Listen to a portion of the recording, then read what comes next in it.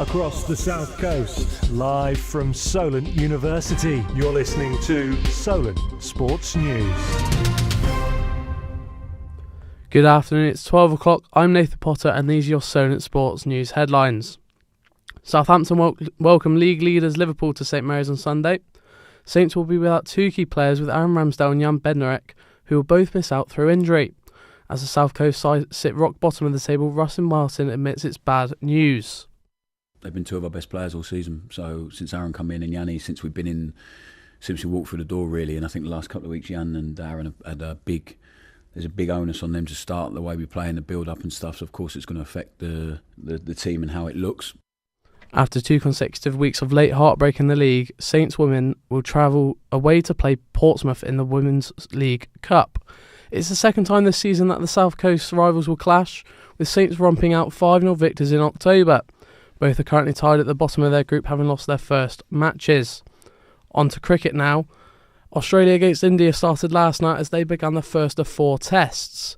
India won the toss and decided to bat.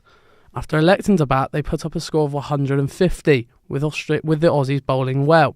However, they came back strong as they've Australia pinned to 67 for 7 at the end of day 1. We've got cricket reporter Harrison Richards live with us to tell us more about it. Harrison, what can you tell us? Thank you, Nathan. Like you said, it's the end of day 1 in the first test between Australia and India in Perth, and some might say it's been a bowler's day. I'm sure the Aussies would have been delighted with their start. They bowled India out for 150, with every single wicket being taken by a seamer. The pick of the bunch was Josh Hazlewood. For Australia, he took 4 wickets, with one of those being Virat Kohli, who scored just 5 runs as his poor form continues.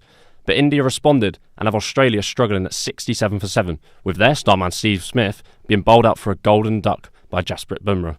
If Smith's finding it hard, you know it's definitely a tough surface, and it'll certainly be interesting to see what day 2 has to offer tomorrow. Thank you very much, Harrison. It does sound like it's one to keep an eye out for.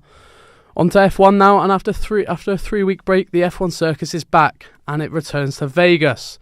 The biggest news comes off the track, though, with reports that an 11th team could join the grid from 2026. On track, Max Verstappen could strike gold in Vegas by winning the World Drivers' Championship. The Dutchman just needs to finish ahead of Lando Norris in Sunday's Grand Prix to win his 4th consecutive title. Tennis now, and we're into the closing stages of the Davis Cup. The first of 2 semi-finals start this afternoon as Germany face the Netherlands for a place in the final on Sunday. On the other side of the draw, it's Italy against Australia, with Italy looking to win it for the 2nd year in a row.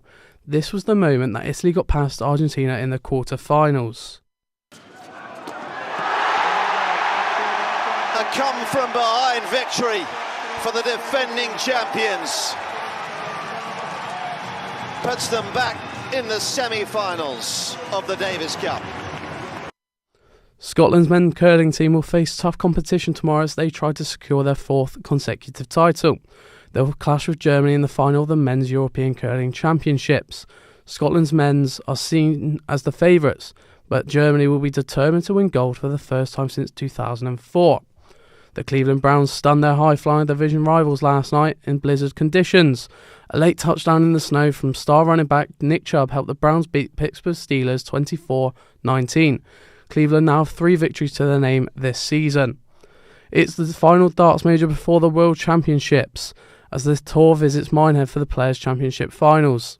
The first game gets underway in an hour with Guillaume Van Veen taking on World Championship semi-finalist Scott Williams. The evening's action comes up to a head at 9 p.m, with Rob Cross playing Luke Littler. The teenager could jump Cross in the rankings with the win tonight and could win a win in the second round. That's all of us for this hour. I'll be back at 1.